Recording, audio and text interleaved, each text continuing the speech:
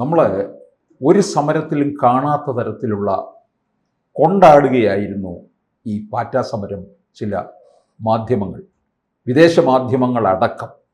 അപ്പോൾ ഇതിനകത്ത് പല കാര്യത്തിലും നമുക്ക് സംശയിക്കേണ്ടിയിരിക്കുന്നു. ഇതൊരു വിദേശ ഫണ്ടിങ് പോലും ഇക്കാര്യത്തിൽ ഉണ്ടോ എന്നുള്ളതിൽ. അല്ല, ഈ പാറ്റാ സമരം അത് ഏറ്റവും കൂടുതൽ ജനകീയമായി മാറിയതിൻ്റെ പ്രധാന കാരണം അവർ ഉന്നയിച്ച വിഷയത്തിന് ഒരു ജനകീയ സ്വഭാവമുണ്ടായിരുന്നു, അതിന് ഒരു ജെന്യുവിനെസ് ഉണ്ടായിരുന്നു. ആ വിഷയം ഗവൺമെൻറ് റെക്ടിഫൈ ചെയ്തെങ്കിൽ പോലും അത് ആവർത്തിക്കപ്പെട്ട ഒരു വിഷയമായി. അതായത് നീറ്റ് ചോദ്യ പേപ്പർ ചോരുന്നത് കഴിഞ്ഞ 2 വർഷത്തിനുള്ളിൽ രണ്ടാമതായിരുന്നു. അപ്പം അതുകൊണ്ട് ഈ വിദ്യാഭ്യാസ മന്ത്രാലയത്തിൻ്റെ അല്ലെങ്കിൽ അതിൻ്റെ കീഴിലുള്ള ഒരു സ്ഥാപനത്തിന് വീഴ്ച ഉണ്ട്. അപ്പം ഗവൺമെൻറ്റിന് ആ വീഴ്ച അംഗീകരിക്കേണ്ടി വന്നു. അപ്പോൾ അത്തരം ഒരു സാഹചര്യത്തിൽ അതിന് ജനകീയമായ ഒരു നമ്മളാരും പ്രതീക്ഷിക്കാത്ത ഒരു സപ്പോർട്ട് ലഭിച്ചു. പക്ഷേ ഇവരുടെ ഉദ്ദേശശുദ്ധിയിൽ എനിക്ക് സംശയമുണ്ട്. മാത്രമല്ല, ഞാൻ ഈ കഴിഞ്ഞ ദിവസങ്ങളിൽ 20-ാം തീയതിക്ക് ശേഷമുള്ള ന്യൂയോർക്ക് ടൈംസ്, അതുപോലെ അൽ ജസീറ, BBC, അപ്പോൾ ഇവരുടെ ന്യൂസ് നമ്മൾ ഫോളോ ചെയ്താൽ നമുക്കത് മനസ്സിലാവും. ഇതുവരെ ഇന്ത്യ രാജ്യത്തുണ്ടായ വിഷയങ്ങളിൽ കാണിക്കാത്ത താല്പര്യമാണ് വിദേശ മീഡിയ കാണിച്ചത്. അതായത് നേപ്പാളിലും അല്ലെങ്കിൽ ബംഗ്ലാദേശിലും ശ്രീലങ്കയിലേക്കും ഉണ്ടായതുപോലെയുള്ള ഒരു ജെൻസി കലാപം അല്ലെങ്കിൽ അട്ടിമറി ഇന്ത്യയിലുണ്ടാകും എന്നുള്ള പ്രതീതി തോന്നുന്ന തരത്തിൽ, ഇന്ത്യയിൽ അത്ര എളുപ്പമൊന്നല്ല, പക്ഷേ എന്നാലും ഗവൺമെൻറ് ഡിസ്ക്രെഡിറ്റ് ചെയ്യുന്ന തരത്തിൽ, മോഡിയെ പ്രതിക്കൂട്ടിലാകുന്ന തരത്തിൽ ആ തരത്തിലുള്ള വലിയ ഒരു പ്രചരണം നടക്കുന്നുണ്ടായി. നമ്മൾ സമാന്തരമായിട്ട് കേരളത്തിലെ ദൃശ്യ മാധ്യമങ്ങളും പ്രിൻ്റ് മീഡിയയും മറ്റ് സ്റ്റേറ്റിൽ നിന്ന് വിഭിന്നമായ വലിയ ആഘോഷമായിരുന്നു. അപ്പോൾ ഈ ആഘോഷത്തിൻ്റെ പുറകിൽ ചില ശക്തികളുണ്ട്.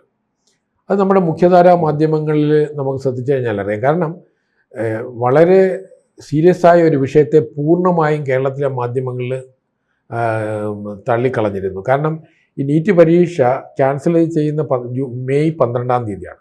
കേരളത്തിലെ ഒരു ചാനലും ആ വിഷയം ചർച്ചയ്ക്ക് കൊണ്ടുവന്നില്ല. കാരണം ഈ വിഷയത്തിൽ താല്പര്യമുള്ള ഒരു വ്യക്തി എന്നുള്ള തലത്തിൽ ഞാൻ നോക്കുമ്പോൾ അന്ന്, കാരണം അവർ മറ്റ് വിഷയങ്ങളിലേക്ക് പോയി, അപ്പോൾ യാതൊരു പ്രാധാന്യവും ഇതിന് കൊടുത്തില്ല. അപ്പം അതിന് ശേഷം ഈ അഭിജിത്ത് ദീപക് എന്ന് പറയുന്ന ഒരാൾ അമേരിക്കയിൽ നിന്ന് മെയ് 16-ന് ഒരു സോഷ്യൽ മീഡിയ പോസ്റ്റ് വന്നതിന് ശേഷം അദ്ദേഹത്തിന് കൊടുത്തൊരു കവറേജ് ആയിരുന്നു. അദ്ദേഹം സമരം നടത്തിയിട്ട് ഏതാണ്ട് നമ്മൾ സോനം വാങ്ചുക്ക് സമരം നടത്തിയിട്ട് 20 ദിവസം ആരും ശ്രദ്ധിച്ചില്ല. കേരളത്തിലെ ഒരു ചാനലും ചർച്ച ചെയ്യുന്നില്ല. ഞാൻ മനസ്സിലാക്കിയത് ആദ്യം ഈ റിപ്പോർട്ടർ ചാനലിലോ മാത്രമാണ് ആദ്യം ഇതിനെക്കുറിച്ച് കവറേജ് വരുന്നത്. പക്ഷേ 20-ാം തീയതി പാർലമെൻറ്റ് സമ്മേളനം വന്നതിന് ശേഷം ആണ് ഇതിനൊരു ജനശ്രദ്ധ. അപ്പം ഇത് സമാന്തരമായിട്ട് തന്നെ നമ്മുടെ എല്ലാ രാജ്യവിരുദ്ധ ശക്തികളും വളരെ ആഘോഷപൂർവ്വം ഇതിൻ്റെ പിന്നിൽ അണിനിരക്കാൻ തുടങ്ങിയിരുന്നു.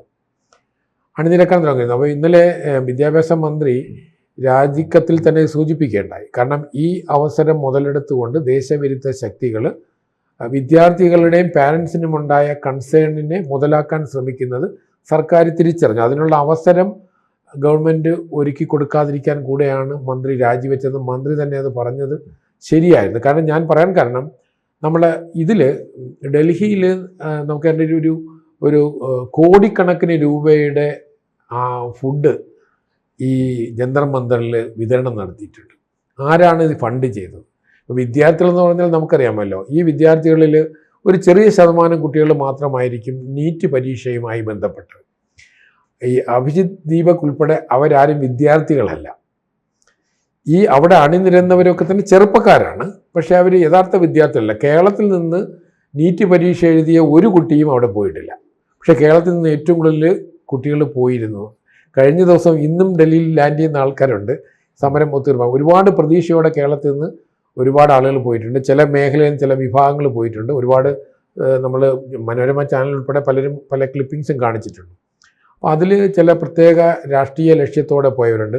അപ്പോൾ ഇവർക്കെല്ലാം ഫുഡ്, ഇപ്പം കഴിഞ്ഞ ദിവസം എൻ്റെ റിപ്പോർട്ട് വന്നപ്പോഴത്തേക്കും ഇവർക്കുള്ള ഫുഡ് അറേഞ്ച് ചെയ്യുന്നത് സൗത്തിൽ നിന്നാണ്. അപ്പോൾ ഞാൻ ലൈവായിട്ട് സ്റ്റേറ്റ് കേരള മീഡിയയും കാണിച്ചു, നാഷണൽ ലെവലും മീഡിയയിലും ഈ ഫുഡ് കൗണ്ടറിൽ കിട്ടുന്നുണ്ട്. കാരണം നിങ്ങൾക്കിപ്പോൾ അറിയാമല്ലോ, ഇപ്പോൾ സൊമാറ്റോ ഏത് വഴിയാണ് നിങ്ങൾക്ക് ഫുഡ് എവിടെ ഇരുന്നുകൊണ്ട് ലോകത്ത് എവിടെ ഇരുന്നാണ് ഓർഡർ ചെയ്യാം, നിങ്ങളെ വീട്ടിൽ കൊണ്ടുവരും. ആ തരത്തിൽ ഈ കൗണ്ടറിലേക്ക് ഫുഡ് വരികയാണ്. അത് കൂടുതൽ സൗത്തിൽ നിന്നാണ്. അപ്പം ചിലർ പറഞ്ഞ് കേരള ഫുഡ് കിട്ടും. അവർ ഈ ഫുഡ് എടുക്കുന്നവരാണ് പറഞ്ഞത്, അവർ ഓർഡർ ചെയ്തതല്ല. അപ്പോൾ ഈ തരത്തിൽ ഇതിന് സപ്പോർട്ട് ബേസ് എങ്ങനെ ഉണ്ടായി? അപ്പോൾ FCRA ബില്ല് ഈ ഗവൺമെൻറ് അവതരിപ്പിക്കാതിരിക്കാൻ പുതിയ വളരെ കർശന നിയമമാണ്. അപ്പോൾ അതിൽ നിന്ന് ഗവൺമെൻറ്റിനെ പിന്തിരിക്കാനുള്ള ശ്രമം കാര്യമായി നടക്കും. കേരളത്തിൽ നിന്നാണ് അതിൻ്റെ പ്രഷർ. അപ്പോൾ ഇതിൽ ഗവൺമെൻറ്റിനെ പ്രതിക്കൂട്ടിലാക്കുന്നതിന് വേണ്ടിയിട്ടുള്ള ഏറ്റവും വലിയ ഗൂഢാലോചന നടന്നിട്ടുള്ളത് നമ്മുടെ സ്റ്റേറ്റിൽ നിന്ന് തന്നെയാണ്. കാരണം നമ്മുടെ മാധ്യമങ്ങൾ ഈ വിഷയം വന്ന സമയത്തൊക്കെ നിശബ്ദത പാലിക്കുകയും ഈ കഴിഞ്ഞ 6 ദിവസം അതിന് വലിയ പ്രചാരം കൊടുക്കുകയും ചെയ്തു. സമാന്തരമായിട്ട് നമ്മളെ സെലിബ്രിറ്റികളാണെങ്കിലും സിനിമാ നടന്മാരും ഇതുവരെ മിണ്ടാതിരുന്ന മമ്മൂട്ടി ഉൾപ്പെടെയുള്ള ആളുകൾ അഭിപ്രായം പറയുകയുണ്ടായി. അപ്പം മമ്മൂട്ടി ഒരു വർഷം നീണ്ടുന്ന ആശാസമരത്തിലൊരു അഭിപ്രായം പറഞ്ഞില്ല. PSC റാങ്ക് ഹോൾഡേഴ്സ് ഇവിടെ സമരം നടന്ന് മണ്ണ് വാരി തിന്നുന്ന അവസ്ഥയിലേ ഒന്നും പറഞ്ഞില്ല. തൃശ്ശൂരിൽ മാസങ്ങളായിട്ട് നേഴ്സിംഗ് മേഖലയിൽ വർക്ക് ചെയ്യുന്ന കുട്ടികൾ, പാവപ്പെട്ട പെൺകുട്ടികൾ സമരം നടത്തിയിട്ട് നമ്മുടെ ഒരു സെലിബ്രിറ്റി ഒരു അഭിപ്രായം പറഞ്ഞില്ല. കാരണം ആ 2 മെഡിക്കൽ കോളേജുകളും സഭകൾ നടത്തുന്നതായിരുന്നു. മറ്റ് പ്രൈവറ്റ് മെഡിക്കൽ കോളേജുകളൊക്കെ അംഗീകരിച്ച വേതന വർധന പോലും അംഗീകരിക്കാൻ ഈ സഭകൾ നടത്തുന്ന ആശാസമരത്തിൽ പറഞ്ഞത് ചലച്ചിത്രനടൻ പ്രേംകുമാർ മാത്രമേ. അതെ, അതാ ഞാൻ പറഞ്ഞത്. അദ്ദേഹത്തിന് സ്ഥാനവും നഷ്ടപ്പെട്ടു. അതെ, ചലച്ചിത്ര നടൻ അദ്ദേഹം ഇടതുപക്ഷത്തിൽ നിന്നാണ് പറഞ്ഞത്. അതെ, എന്നിട്ട് അത് സ്ഥാനം നഷ്ടപ്പെട്ടു. നമ്മളിപ്പോൾ നമ്മുടെ സെലിബ്രിറ്റികളുടെ അഭിപ്രായം പറഞ്ഞ ഒരു കാര്യം, നിങ്ങൾ മമ്മൂട്ടി മുതൽ നമ്മൾ ടോവിനോ തോമസ് വരെയുള്ള ഒരു അഭിപ്രായം പറയുന്നതിന് പ്രധാന കാരണം അവർ കേരളത്തിൽ സേഫാണ്. കാരണം കേരളത്തിലൊരു സർക്കാരിനെതിരെ, അത് VD സതീശൻ സർക്കാരിനെതിരെ അവർ അഭിപ്രായം പറയില്ല, പിണറായിക്കെതിരെയും പറയില്ല. അപ്പോൾ ഡൽഹിയിലെ മോഡിക്കെതിരെ പറയുമ്പോൾ അവർക്കൊരു സുഖമുണ്ട് അതിൻ്റെ ഇതുണ്ട്. അപ്പോൾ അത് ഞാൻ പറഞ്ഞത്, അവർ ഇതിനകത്ത് നിരപരാധികളാണ്. അവരെ വിട്ട് പറയിപ്പിച്ചവരുണ്ട്, ഇതിൻ്റെ പുറകിൽ നിൽക്കുന്ന ചില ശക്തികളുണ്ട്. അവിടെയാണ് നമ്മൾ രാജ്യവിരുദ്ധ ശക്തികൾ ഈ അവസരം മുതലെടുക്കുന്നതിന് വേണ്ടി ശക്തമായി മുന്നിൽ വന്നിട്ടുണ്ട്. അതിന് ഒരുപക്ഷെ സാമ്പത്തിക സ്രോതസ് ആ തരത്തിലേക്ക് വന്നിട്ടുണ്ടാവില്ല. പക്ഷേ ഈ സമരം ഒരാഴ്ച കൂടെ നീണ്ടുപോയിരുന്നെങ്കിൽ തീർച്ചയായിട്ടും ഇതിൻ്റെ രൂപവും ഭാവവും ഒക്കെ മാറും. അപ്പം നമ്മുടെ കേരളത്തിൽ കഞ്ചാവ് കേസിൽ പോലീസ് പിടിക്കാൻ വരികയും ഹോട്ടലിലെ 2ാം നിലയിൽ നിന്ന് ചാടി രക്ഷപ്പെട്ട ഒരു നടൻ ഡൽഹിയിലെ സമരവേദിയിൽ ഞാൻ കണ്ടു. അതുപോലെ വേറൊരു കഞ്ചാവ് കേസിൽ പ്രതിയായ ഒരു പാട്ടുകാരനെയും നമ്മൾ സമരത്തിൻ്റെ നായക സ്ഥാനത്ത് കണ്ടു. കേരളത്തിലെ പലയിടത്തും കണ്ടു. അപ്പൊ ആ തരത്തിൽ ഇവരാരും തന്നെ നമ്മൾ ആശാസമരത്തിൽ കണ്ടില്ല. അപ്പൊ ഇവരൊക്കെ അന്നുണ്ടായിരുന്നല്ലോ. അപ്പൊ ഞാൻ പറഞ്ഞതാണ്, അപ്പോൾ യഥാർത്ഥത്തിൽ ജനകീയ വിഷയങ്ങളിൽ ഇടപെടുന്ന സെലിബ്രിറ്റികളാണെങ്കിൽ സമൂഹത്തിലുണ്ടാകുന്ന എല്ലാ വിഷയങ്ങളും ഇടപെടണം. പക്ഷേ ഈ വിഷയത്തിൽ അങ്ങനെയല്ല. അപ്പോൾ ഈ സെലിബ്രിറ്റികൾ ഇടപെട്ടതൊന്നും അവരെ ഞാൻ കുറ്റപ്പറയല്ല, അവർക്ക് ഇടപെടേണ്ട സാഹചര്യം ഒരുക്കിയ ഫോഴ്സസ് കട്ടൻ്റെ പുറകിലാണ്. അവിടെയാണ് ഞാൻ പറഞ്ഞത്, രാജ്യവിരുദ്ധ ശക്തികൾ, ഈ വിദേശ ഫണ്ട് വാങ്ങുന്നവർ, അതിനെ സർക്കാർ നിയന്ത്രിക്കാൻ പോകുന്ന സാഹചര്യമുണ്ട്. അപ്പം ഗവൺമെൻറ്റിനെ എന്ത് വില കൊടുത്തും പ്രതികൂട്ടിലാക്കുക, കഴിയുമെങ്കിൽ ഒരു ജൻസി കലാപം ഉണ്ടാക്കുക, അല്ലെങ്കിൽ ഇതിൽ തന്നെ ബംഗ്ലാദേശും നേപ്പാളും ഒക്കെ സ്വപ്നം കണ്ട ഒരുപാട് പേരുണ്ട്. പലരും, നമുക്ക് ഒരുപാട് വീഡിയോ ക്ലിപ്പിങ്സ് വേണമെങ്കിൽ നമുക്ക് അവതരിപ്പിക്കാം. അപ്പം അതിൽ ഇന്ത്യയിൽ അത്ര എളുപ്പമല്ല. എന്നാൽ പോലും സർക്കാരിനെ ഡിസ്ക്രെഡിറ്റ് ചെയ്യുന്നതിൽ വലിയ റോൾ വഹിക്കാൻ കഴിയും. നമ്മൾ എപ്പോഴും ഒരു ജനകീയ വിഷയത്തിൽ, അതായത് നോൺ റിലീജിയസ് ആയിട്ടുള്ളൊരു ജനകീയ വിഷയത്തിൽ നമ്മൾ സമരം നടത്തുമ്പോൾ പൊതുസമൂഹം ഇന്ത്യയിൽ ഉണരും. അത് സ്വാതന്ത്ര്യ സമര കാലഘട്ടത്തിലാണെങ്കിലും നമ്മൾ മതവിഷയങ്ങൾക്കല്ല. ഗാന്ധിജി ഉൾപ്പെടെയുള്ള ആളുകൾ മതത്തിൻ്റെ പേരിലല്ലല്ലോ നമ്മൾ അങ്ങനെ ജനങ്ങളുടെ ഒരു പിന്തുണ ലഭിക്കും. ഉദാഹരണത്തിന് അന്ന ഹസാരെ മൂവ്മെൻറ്റ് എങ്ങനെയാണ് ജനകീയമായത്? അത് പ്രധാന കാരണം അതിൽ അഴിമതി ഉണ്ടായി എന്നുള്ള കാര്യം നമ്മുടെ എല്ലാ മീഡിയം, പ്രിന്റ് വിഷ്വൽ മീഡിയയിൽ തെളിവ് സഹിതം ചർച്ച ചെയ്യപ്പെട്ടതുകൊണ്ടാണ് അതിന് BJP ഉൾപ്പെടെയുള്ള പ്രതിപക്ഷത്തിന് അതിൻ്റെ ഗുണഭോക്താവാകാൻ കഴിഞ്ഞത്. അതായത് 2011, അതായത് UPA 2ാം സഭയിലാണ് ഗവൺമെൻറ്റിൻ്റെ സമയത്താണ് ആ വിഷയം ഉണ്ടാകുന്നത്. അതുപോലെ തന്നെയാണ് രാജീവ് ഗാന്ധി പ്രധാനമന്ത്രി സമയത്ത് ബോഫേഴ്സ് ഇഷ്യൂ വന്ന സമയത്ത്. അപ്പോൾ ഇന്ത്യൻ പ്രതിപക്ഷം ആ വിഷയം ഉയർത്തി കാണിക്കുമ്പോൾ അത് ഒരു പരിധിവരെ പ്രതിപക്ഷത്തിന് വിജയകരമായി മാറുകയും രാജീവ് ഗാന്ധിയുടെ സർക്കാർ 415 നിന്ന് 176 സീറ്റിലേക്ക് താഴെ പോയതാണ് 1989. അത് ബോഫേഴ്സ് ആയിരുന്നു. അപ്പം ഒരു പൊതുവിഷയം, ജെന്യുവിനായ ഒരു വിഷയത്തെ അവതരിപ്പിച്ചു കഴിഞ്ഞാൽ ജനശ്രദ്ധയുണ്ടാവും. അപ്പം ഈ നീറ്റ് വിഷയത്തിലും ഇതുപോലൊരു ജനകീയത ഉണ്ടായിരുന്നു. കാരണം നീറ്റ് വിഷയത്തിൽ ഏതാണ്ട് 22 ലക്ഷം കുടുംബങ്ങളാണ് നേരിട്ട് ബന്ധപ്പെട്ടത്. അതിന് സമാന്തരമായിട്ടാണ് മറ്റൊരു 25 ലക്ഷം പേര് CBSE പരീക്ഷയായിട്ട് ബന്ധപ്പെട്ടിട്ടുള്ള ആൾക്കാരുണ്ട്. അപ്പം 2 വർഷത്തിന് മുമ്പ് ഇതിന് ഇരകളായവരുണ്ടല്ലോ. 2024 ഇതുപോലത്തെ ഒരു സാഹചര്യമുണ്ട്. അപ്പോൾ ആ തരത്തിൽ നോക്കുമ്പോൾ ഈ ഒരു ജനകീയമായ ഒരു ബോധത്തെ എങ്ങനെ ദുരുപയോഗം ചെയ്യാം എന്ന് ഇവർ വിചാരിച്ചു. പക്ഷേ ഇവിടെ പരാജയപ്പെട്ടത്, പ്രധാന പ്രതിപക്ഷം ഇവിടെ പരാജയപ്പെട്ടു. 89 അന്നത്തെ പ്രധാന പ്രതിപക്ഷമായിരുന്ന ജനതാദൾ പാർട്ടികളും അല്ലെങ്കിൽ ജനതാ പാർട്ടിയുടെ വിവിധ ഘടകങ്ങളും BJPയും അന്ന് ഉണർന്ന് പ്രവർത്തിച്ചു.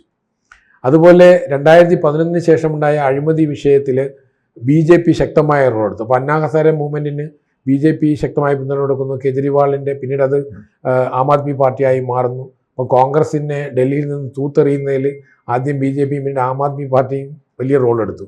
അപ്പം അഴിമതി വിഷയത്തിൻ്റെ പശ്ചാത്തലത്തിലാണ് ഇന്ത്യൻ പ്രതിപക്ഷം 89 കോൺഗ്രസിനെ പരാജയപ്പെടുത്തിയതും 2014 BJP നയിക്കുന്ന NDA ഗവൺമെൻറ്റിനെ പരാജയപ്പെടുത്തിയതും. പക്ഷേ ഈ 2026 അങ്ങനെ കോൺഗ്രസിന് നേതൃത്വ സ്ഥാനത്തേക്ക് വരാൻ കഴിഞ്ഞില്ല. അത് പാറ്റകൾ കൊണ്ടുപോയി എന്നുള്ളതാണ്.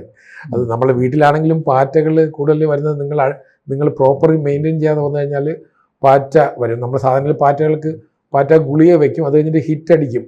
എന്നാലും സർക്കാർ ഹിറ്റ് അടിക്കുന്നതിന് പകരം അവരോട് സ്നേഹത്തോടെ പറഞ്ഞു വിടുക ചെയ്തത്.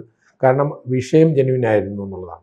അപ്പോൾ യഥാർത്ഥത്തിൽ ഈ സമരം ത്തിലൂടെ ഒരു ദേശീയ തലത്തിലൊരു ജൻസി കലാപം സ്വപ്നം കണ്ട ഡീപ് സ്റ്റേറ്റും അവരുടെ ഏജന്റുമാരും അതുപോലെ അന്താരാഷ്ട്ര മാധ്യമങ്ങളും അവരുടെ സ്വപ്നം തൽക്കാലം പരാജയപ്പെട്ടില്ല. ഗവൺമെൻറ് ഉണർന്ന് പ്രവർത്തിച്ചില്ലെങ്കിൽ, കൂടുതൽ വിജിലൻ്റായി പ്രവർത്തിച്ചില്ലെങ്കിൽ ഇത് വലിയൊരു അപകടം നമ്മുടെ രാജ്യത്തിന് ഉണ്ടാവാം. അപ്പോൾ എനിക്ക് തോന്നുന്നു സർക്കാർ ആ തരത്തിൽ കൂടുതൽ ഉണർന്ന് പ്രവർത്തിക്കും. കാരണം ഈ സമരത്തിൽ നമ്മുടെ സർക്കാരിൻ്റെ ചില ഇൻ്റലിജൻസ് വീഴ്ച ഉണ്ടായിട്ടുണ്ട്. അതായത് പാർലമെന്റിന് 200 മീറ്ററിനടുത്തേക്ക് ഇത്രയും ഒരു ക്രൗഡിനെ എത്തിക്കാൻ നമ്മുടെ പോലീസിന് കഴിഞ്ഞു എന്നുള്ളതാണ്. സർക്കാരിൻ്റെ ഭാഗത്ത് വലിയൊരു വീഴ്ചയാണ്. അത് നമ്മൾ കർഷക സമരത്തിലും നമ്മുടെ റെഡ് ഫോർട്ടിൽ ഖാലിസ്ഥാൻ വിഘടനവാദികളുടെ പതാക, ദേശീയ പതാക മാറ്റിയിട്ട് കിട്ടുന്ന സാഹചര്യമുണ്ട്. അതൊക്കെ നമ്മുടെ സർക്കാരിൻ്റെ ഭാഗത്തുണ്ടാകുന്ന ചില വീഴ്ചകളാണ്. അതും ആ തിരിച്ചറിവും ഉണ്ടാവും. തീർച്ചയായിട്ടും ഈ സമരം രാജ്യവിരുദ്ധ ശക്തികൾക്ക് ഈ സമരത്തിലെ ഒത്തുതീർപ്പ് അവർക്ക് തൽക്കാലം ഒരു തിരിച്ചടിയാണ്. പക്ഷേ ഗവൺമെൻറ് കൂടുതൽ ഉണർന്ന് പ്രവർത്തിക്കേണ്ടതുണ്ട്. അതിന് ആ തരത്തിൽ അതിന് അവസരം ഒരുക്കിയ ആളുകൾ തീർച്ചയായിട്ടും നിരാശരായിരിക്കാം. എന്നാലും നമ്മൾ കൂടുതൽ ചർച്ച ചെയ്യേണ്ടതാണ് ഇതിൻ്റെ പിന്നിലെ വൈദേശിക കരങ്ങളും ഡീപ് സ്റ്റേറ്റിൻ്റെ ഏജൻറ്റുമാരും എന്തൊക്കെ റോള് ചെയ്യുന്നത് വരുന്ന ആളുകളിൽ തീർച്ചയായിട്ടും ഗവൺമെൻറ് കൊണ്ടുവരും എന്നാണ് ഞാൻ പ്രതീക്ഷിക്കുന്നത്. കൂടുതൽ വാർത്തകളും വിശേഷങ്ങളും നിങ്ങളിലേക്ക് എത്താൻ ABC മലയാളം സബ്സ്ക്രൈബ് ചെയ്യുക, ബെൽ ബട്ടണും അമർത്തുക.